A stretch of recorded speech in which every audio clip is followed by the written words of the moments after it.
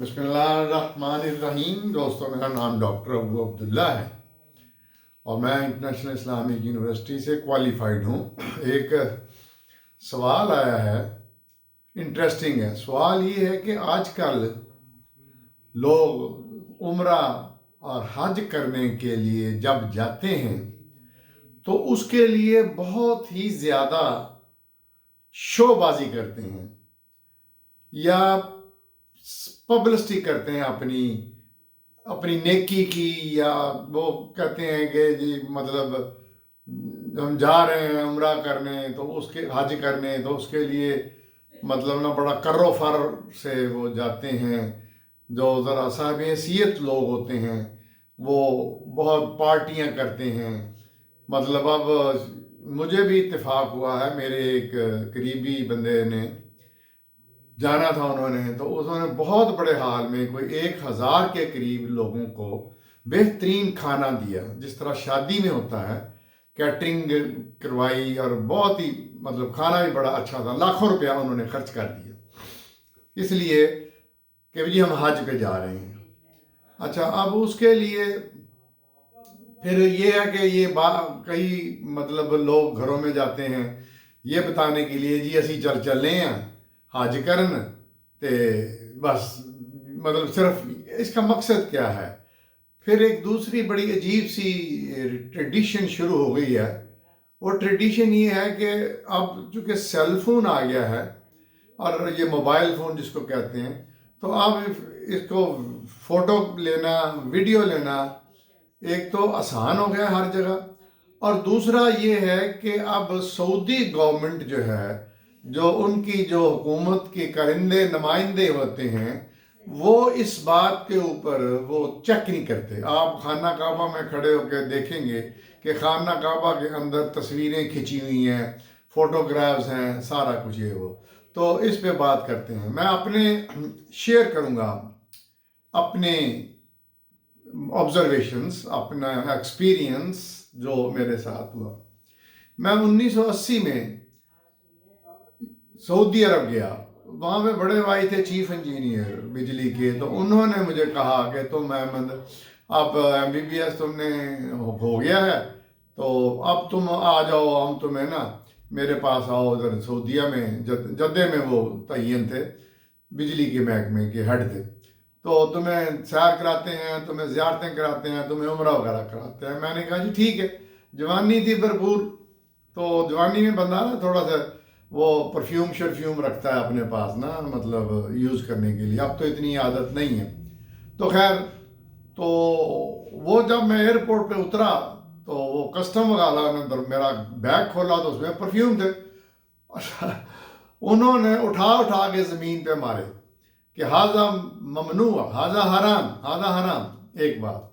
दूसरी बात, मुझे फ़ोटोग्राफी का बड़ा शौक़ था। मैं जब गवर्नमेंट कॉलेज में पढ़ता था तो मैं फ़ोटोग्राफी क्लब का मेंबर था और मेरे पास बहुत अच्छे कैमरे होते थे। मैं सऊदीया में जद्दे में मतलब एक दो जगह पे मैं तस्वीरें ले रहा था। ये मोनूमेंट नहीं बने होते जो मतलब यादगारें टाइप या चौकों में बनाई होती हैं, तो मैं तस्वीरें ले रहा था। तो उससे ना, तो वो एक शुरता शुरता कहते हैं सऊदी पुलिस की, सऊदी पुलिस को अरबी में कहते हैं शुरता। एक इनकी मजहबी पुलिस होती है जिसको कहते हैं मुतव्वा। वो इन्फोर्स करते हैं कि कोई मुल्क में गैर शरई हरकत ना हो। खैर, वो शुरते ने मेरा कैमरा पकड़ा, हाजा ममनू हाजा हराम क्या कि उसने ज़ोर से ज़मीन पे मारा और मेरा वो कीमती कैमरा जो था वो तोड़ दिया उसने। ये एक सऊदी अरब के शरीयत के लॉ की बात कर रहा हूँ कि उन्होंने मेरा कैमरा तोड़ दिया और मैं एक मोनूमेंट जो था, यादगार सी चीज़ बनी हुई थी, उसकी तस्वीर ले रहा था। और अब मोबाइल फ़ोन के इतने आम होने से हर बंदा, हर के पास मोबाइल फ़ोन है और वो हरम में खड़ा तस्वीरें खींच रहा होता है और कोई कुछ नहीं अब कहता। ये शरीयत, सऊदी शरीयत का हाल है। अब आते हैं मेन क्वेश्चन की तरफ कि ये लोग जो कर्रो फर के साथ जाते हैं, पब्लिसिटी अपनी करते हैं, शेखी मारते हैं, तो इसके बारे में बताए कि अच्छा, तस्वीरें लेने में तो कोई कबाहत नहीं है, मेरे नज़दीक कोई कबाहत नहीं है। वो मैंने सऊदी शरीय लॉ की बात की थी। اب میں بتانے لگا ہوں کہ یہ جو کرتے ہیں، میں پہلے اپنا بتاتا ہوں۔ میں اور میری بیگم نے جب حج ہم کرنے گئے تو ہم نے کسی کو نہیں بتایا، صرف بچیاں چھوٹی تھی تو ان کے لیے ان کی ایک کزن جو تھی میرڈ، اس کو ان کے سپرد کیا، بس ان کو پتا تھا، کسی کو نہیں پتا، کسی دوست کو نہیں بتایا، کسی محلے دار کو نہیں بتایا۔ اچھا، میرا جو لاہور والا گھر ہے نا، وہ ایک بہت بڑا پارک ہے جس کے ارد گرد گھروں میں سے ایک گھر تھا، یعنی وہ ہماری ایکٹیویٹی جو تھی باقی لوگ بھی گھر کے باہر سے دیکھ لیتے تھے۔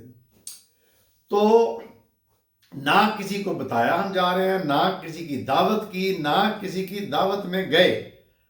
میں اور بیگم خاموشی سے، صبح فلائٹ ہماری تھی کوئی 10-11 بجے میرا خیال سعودیہ کی فلائٹ تھی، تو ہم گئے صبح، ہم نکلے، میں نے شلوار قمیض پہنا ہوا تھا، بالکل سادہ سا، اور بیگم نے بھی سادے سے کپڑے پہنے تھے، لیکن وہ حج منسٹری کی طرف سے کچھ بیگ ملتے ہیں جو آپ گلے میں لٹکاتے ہیں، اور کچھ 1-2 نشان ایسے ہوتے ہیں۔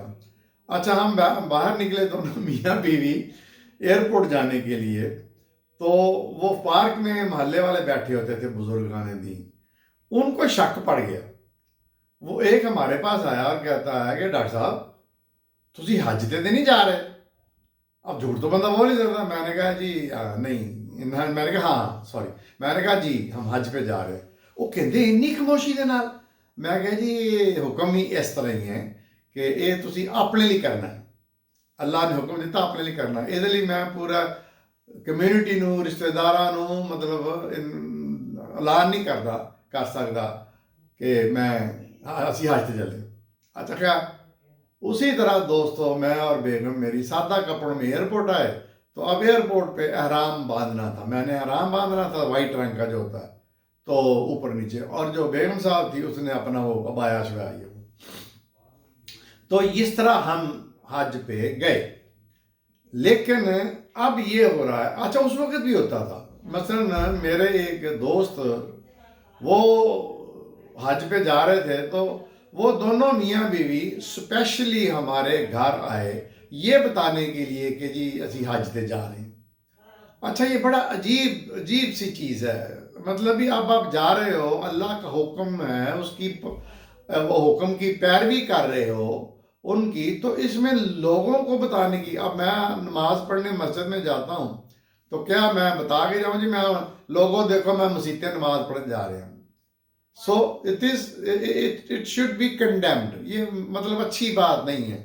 اب اس کا قرآن سننے سے تو تعلق نہیں ہے، لیکن حضور صلی اللہ علیہ وسلم کے زمانے میں بھی صحابہ جو تھے وہ اسی طرح خاموش تھے، وہ تو رہتے وہاں۔ مجھے خالد بن ولید رضی اللہ عنہ کا واقعہ یاد آ گیا، وہ اس قدر جنگوں میں مصروف تھے کہ ان کو حج کا ٹائم نہیں ملا، اور اب ان کو پتا تھا کہ حج فرض بھی ہے، جانا بھی ہے حج کرنے، تو انہوں نے کیا کیا، ایک جنگ کے دوران اپنے 2 ساتھیوں کو لیا اور وہاں تیزی سے وہ مکہ پہنچے۔ مکہ پہنچ کے انہوں نے حج کیا، طواف کیا، جو بھی کرنا تھا انہوں نے حج کیا، ریچول جو ہوتے ہیں وہ کیے، اور خاموشی سے گئے اور خاموشی سے واپس بھی آ گئے۔ یعنی آپ کی فوج کو سوائے وہ 2 جو تھے ان کے کمپینین، کسی کو پتہ ہی نہیں چلا کہ خالد بن ولید حج بھی کر رہے ہیں۔ یہ اس طرح کا حج ہوتا تھا۔ تو یہ جو آج کل بھی ہے، پہلے بھی ہوتا تھا کہ بھئی اس میں کیا، اس میں مطلب لوگوں کو بتانا ہے، تفاخر یا مذاق ہی اڑانا۔ اگر ایک غریب آدمی اس کے پاس پیسے نہیں ہیں، وہ حج کرنے نہیں جا سکتا، تو اب وہ بیچارہ کیا کرے؟ اس کو مطلب کمپلیکس ہوگا نا، احساس کمتری ہوگا نا کہ جی ان کے پاس، شیخ صاحب کے پاس، میاں صاحب کے پاس بڑے پیسے ہیں تو حج پہ جا رہے ہیں، تو بتانا کیوں ہے؟ تو یہ دنیا خرافات شروع ہوئی ہے، میں اس کو خرافات بولوں گا، کہ بڑے بڑے اب فنکشن ہونا شروع ہو گئے ہیں اس میں کہ جی ہم حج پہ جا رہے ہیں، تو 1000 بندے کا کھانا، 10 لاکھ روپیہ خرچ ہو رہا ہے، جو آج کل مہنگائی کی حالت ہے پاکستان میں۔ تو بہت عجیب سی بات ہے یہ، پر مطلب یہ کوئی کسی طرح کی ہمارے سنت میں تو ہے ہی نہیں، صحابہ کا بھی کوئی اس طرح کا عمل نہیں تھا، تو ہم نے تو فالو کرنا ہے قرآن سننا، اور اس کے بعد صحابہ کا وہ عمل جو قرآن سنت کے مطابق ہے۔ تو یہ ایک قباحت میں سمجھتا ہوں کہ یہ آپ لوگ کیوں اعلان نہیں کرنا، کیا کھانے کھلائے جا رہے ہیں. وہ جس طرح وہ ہوتا ہے نا کہ مرگے پہ بھی کھانا، فلانا کھانا، یہ عجیب سی یہ چیز ہے. تو جنہوں نے دوست نے سوال کیا ہے تو ان کو جواب مل گیا ہوگا کہ یہ ریاکاری میں آتا ہے، یہ شیخی خوری میں آتا ہے قرآن کی روح سے. تو اس طرح عبادت کوئی بھی ہو جو ڈھول بجا کے کی جائے تو بہت ہی زیادہ اگینسٹ دا ٹیچنگ آف اسلام ہے، اگینسٹ دا شریعت ہے. تو اس طرح اس کو ہمیں اپنے کلچر میں، اپنی سوسائٹی میں اس کو ڈسکرج کرنا چاہیے. تو دیکھتے رہیے میرا چینل ڈاکٹر ابو عبداللہ.